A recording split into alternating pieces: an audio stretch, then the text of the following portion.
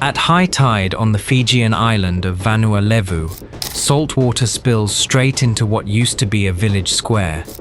Concrete foundations lie submerged beneath tropical waves, while 2 kilometers uphill, new government houses sit in orderly rows. This is Vunidogoloa, the first community on Earth, fully relocated due to rising seas.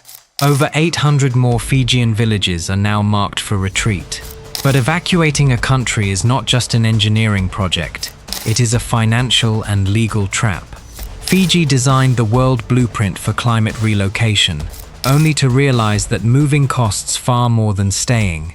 If you think relocating an entire village sounds impossible, hit subscribe right now, because what Fiji discovered after moving the first house changed global climate policy forever. You are looking at a living warning sign. On the surface, the neat wooden homes sitting on the hillside of Kanani look like a triumph of human adaptation. Global headlines praised the move. Politicians called it a historic milestone. Cameras documented the shiny new roofs, solar panels, and tidy gravel paths high above the tide line. But walk down the hill back toward the bay, and the narrative collapses. Look at the water rushing through the drowned roots of coconut palms. Look at the cracked concrete steps disappearing into the surf. That was old Vunidogoloa. The graveyard where ancestors were buried is now completely underwater. The church floor is a saltwater tidal pool. The government declared victory, signed the press releases, and presented the site to the United Nations as proof that humanity can outrun the rising ocean. But they handed the displaced villagers a whole new set of problems. Vunidogoloa is not an isolated disaster. It is a tiny community of roughly 150 people, 30 households in total, sitting on a single coastline. Across the Fijian islands, government surveys have identified over 800 communities currently threatened by coastal erosion, saltwater intrusion, and catastrophic storm surges. Out of those 800, 42 villages have been marked for urgent, immediate relocation.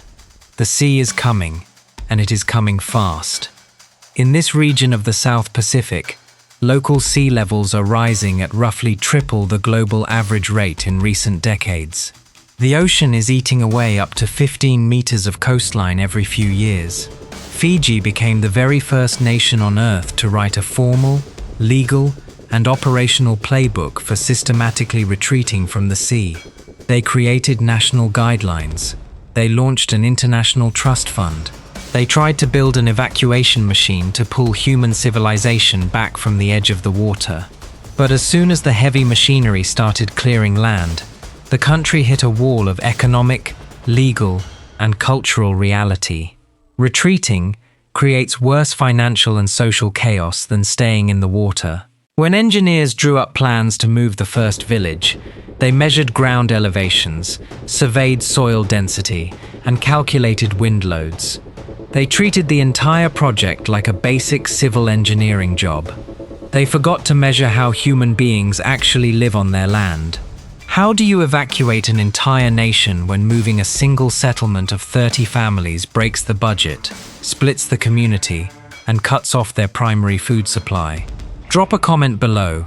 If the ocean was at your doorstep, would you demand a seawall or pack up your home?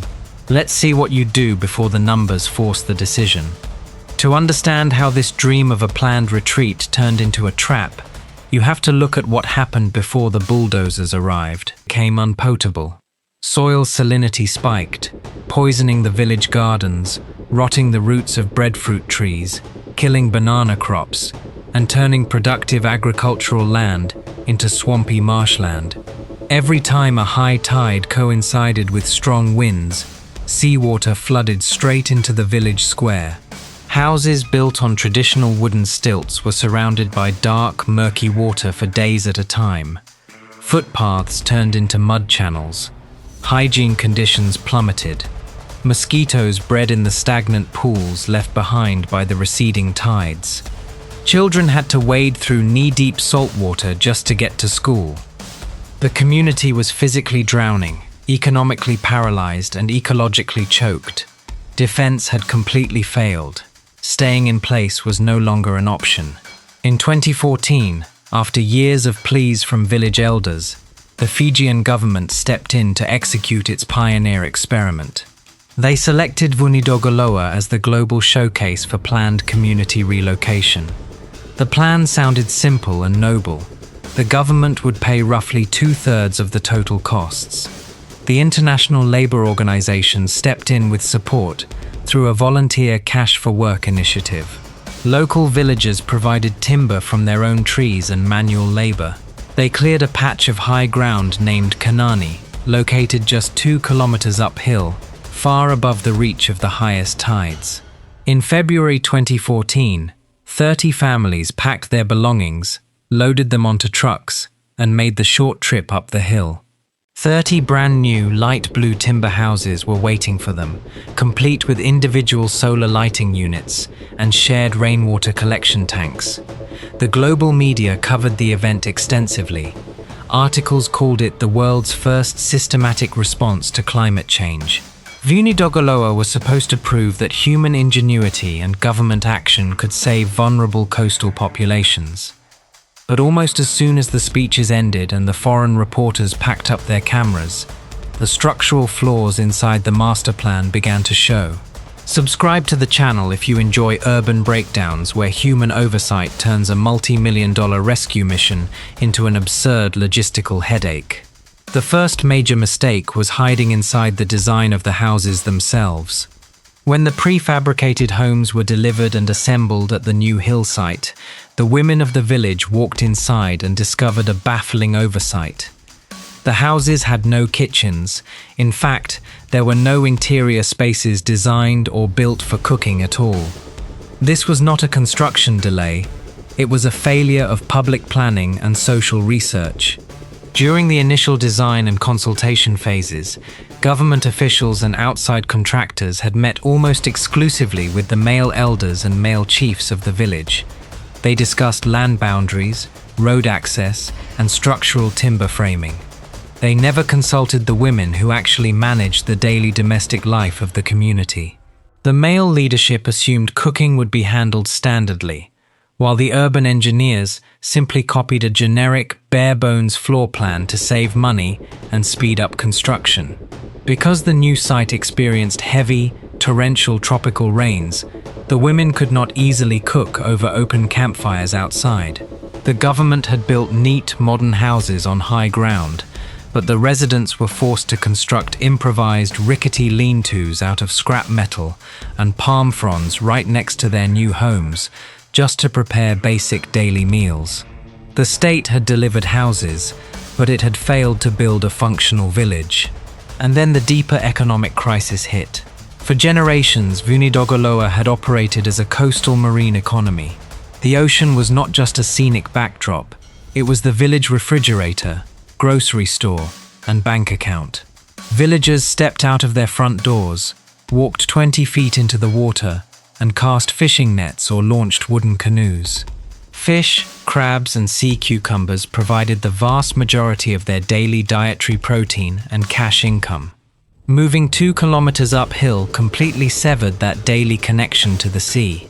The new site at Kanani was surrounded by thick tropical vegetation and steep hillsides. While the land was safe from ocean waves, it was far removed from the coral reefs. The villagers were told to transition into commercial farming, but tropical soil on steep slopes requires heavy clearing, expensive fertilizers, and months of hard labor before it produces reliable yields. Within months of the move, the community faced a sudden nutritional and financial deficit.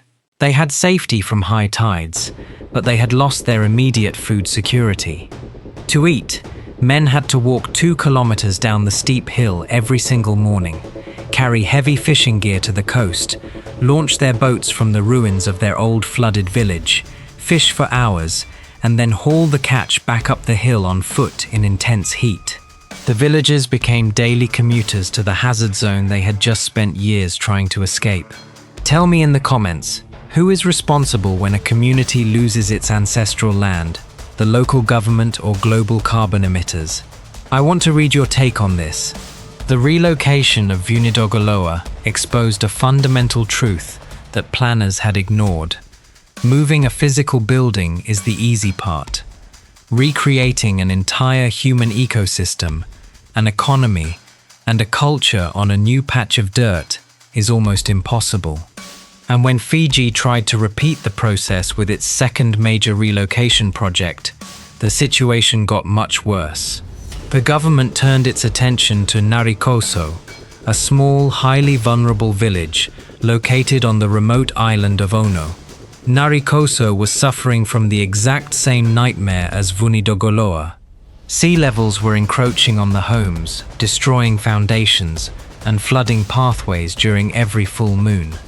The European Union and the German Development Agency stepped in to assist, offering financial aid and technical expertise to help move the village to higher ground. Planners moved onto the island, conducted land surveys, and drafted blueprints. But almost immediately, they hit a legal brick wall that does not exist in most Western countries: the legal framework of customary land tenure, known locally as Vanua. In Western nations, if a city needs to move people out of a flood zone, the government can use eminent domain to buy private land, compensate property owners, and build new subdivisions on the open market. In Fiji, land operates under an entirely different social and legal structure. Over 80% of all land in the country is native customary land. It belongs to specific indigenous clans and tribes. Under national law, customary land cannot be bought, sold, or permanently transferred in a commercial real estate transaction.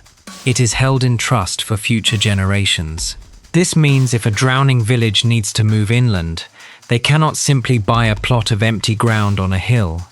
They must either own high elevation land within their own traditional clan boundaries, or they must negotiate complex, delicate usage rights with a neighboring host tribe. If a neighboring tribe refuses to share its land, or demands compensation that the displaced village cannot afford, the relocation stalls completely. Even when a host tribe agrees to share land, it creates deep social tension. The displaced village moves onto the new site, not as landowners, but as guests, dependent on the goodwill of their hosts. This dynamic threatens cultural identity, creates disputes over farming rights, and generates friction over who controls local resources like freshwater springs and timber. The legal system designed to protect indigenous heritage became a structural barrier that trapped drowning communities on the coast.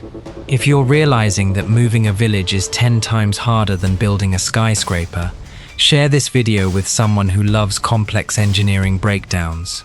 In Narikoso, the land problem produced a devastating compromise.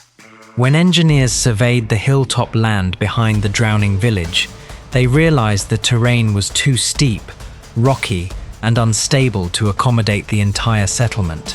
There simply was not enough flat, safe ground available to rebuild all 32 village homes. The government faced a horrible operational choice. They could either cancel the project and leave 32 families in the flood zone, or they could perform a partial relocation. They chose to split the village. In November 2020, after years of delays, logistics nightmares, and soaring shipping costs to move heavy machinery to a remote island, the government completed the new site. They built just 7 homes on the hill. 7 families packed up their lives and moved up to safety. The remaining 25 families were left behind on the drowning shoreline, living in the exact same flood risk they had faced for decades. Look at what that did to the community. The social cohesion of a century-old village was shattered overnight. One small group of residents lived in pristine, modern homes on dry land, while their siblings, cousins, and parents remained in rotting wooden structures hit by saltwater every high tide. The village was physically torn in half by the very government program built to save it. And then the financial numbers came in, sending shockwaves through the climate planning community. Moving those 7 families in Narikoso cost over €800,000. Due to the extreme difficulty of shipping construction supplies, clearing steep tropical terrain, installing specialized drainage systems, and navigating local land negotiations, the project came in at roughly 300% over its original budget. Calculate that math. It cost over 100,000 euros per house just to move 7 families a few hundred meters uphill. Fiji is a developing nation with a modest national economy. If moving 7 homes on one island costs nearly €1 million, how is the country supposed to finance the relocation of 80-plus households in 42 priority villages? Where will they find the money to save the more than 800 communities currently sitting on the climate risk register? Subscribe right now to help us cover more massive public projects that promised global solutions but got trapped in administrative gridlock. The answer was supposed to be global climate finance. When Fiji held the presidency of the United Nations Climate Change Conference, government leaders took the stage in front of world leaders and issued an urgent call for international assistance. They argued that small island nations produce less than a fraction of 1% of global carbon emissions, yet they are paying the immediate, physical price for global warming. To prove they were serious, Fiji launched the Climate Relocation and Displaced Peoples Trust Fund, the world's first dedicated national trust fund, designed specifically to finance community retreat. They set up strict governance rules, published clear guidelines, and asked rich, industrialized nations to fill the bank account. The result was a total bureaucratic disaster. While international diplomats praised Fiji in public speeches and pledged support at international summits, actual money flowed into the trust fund at an agonizingly slow pace. International climate funds, such as the United Nations Green Climate Fund, are notorious for complex application processes, strict accreditation requirements, and endless administrative delays.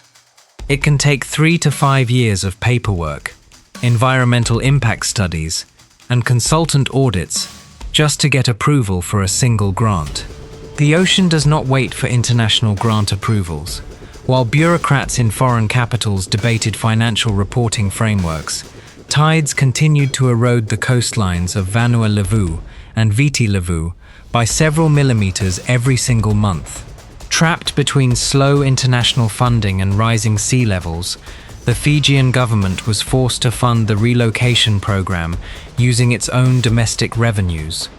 They instituted a national environment and climate adaptation levy, placing a tax on luxury goods, high earners, and tourist visits.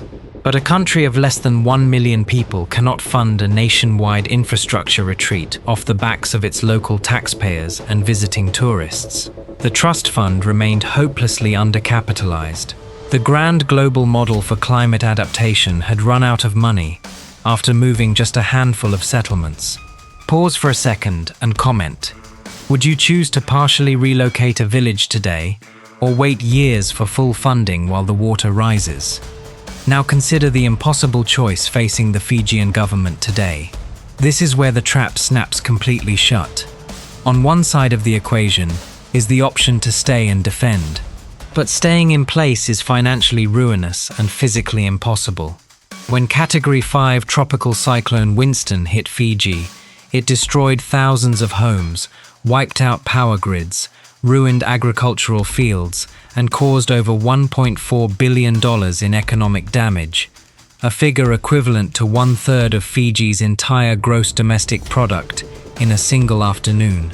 Every dollar spent rebuilding a seawall that will be overtopped in 5 years, or repairing a road that collapses into the sea every cyclone season, is money thrown into the ocean.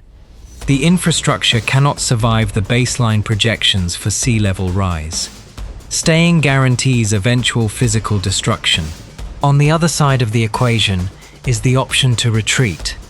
But as the case files of Vunidogoloa and Narikoso proved, retreating breaks the legal system, sparks land disputes between indigenous clans, severs access to marine food sources, destroys community cohesion, and costs far more money than the national treasury possesses.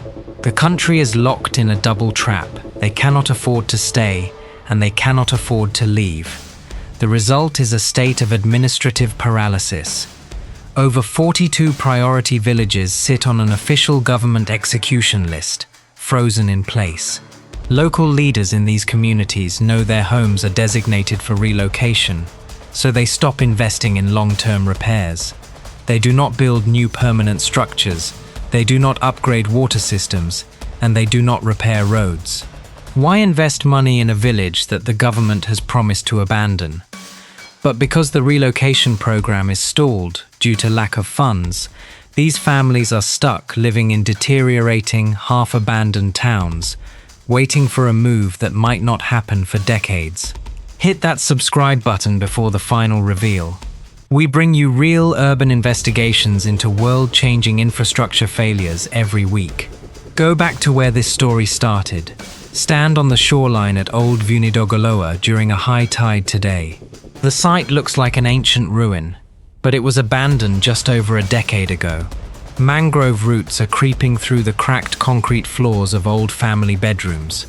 Salt water washes over the stone markers in the cemetery. Small fish swim through the submerged foundations of what used to be the village meeting hall. 2 kilometers up the hill at Kanani, the residents sit in dry homes. But every morning, you can watch the men and women walk back down the dirt path, carrying plastic buckets, fishing lines, and tools. They walk right past the drowned ruins of their childhood homes, step into the ocean, and board their boats to catch daily meals. They live on high ground, but their survival still depends on the water below. Fiji set out to show the world how humanity could organize an orderly, dignified retreat from the rising ocean. They wrote the manuals, drafted the legal frameworks, and built the pioneer villages. But in doing so, they exposed an uncomfortable reality that coastal cities from Miami to Jakarta will eventually have to face. When the ocean claims a coastline, retreating is not a clean, organized engineering solution. It is an expensive, chaotic, multi-generational trap that breaks local economies, creates cultural friction, and costs more money than most nations can ever afford to pay. Fiji did not fail because of a lack of ambition or planning. They failed because they tried to solve a systemic, civilizational crisis, using standard civil engineering and basic government grants. The old village of Vunidogoloa is gone, swallowed by Natewa Bay. The new village on the hill is standing, but it is trapped by the economic reality of its own relocation. And 80 miles away, 42 more villages are sitting on the shoreline, watching the water rise, waiting for a rescue plan that has already run out of money.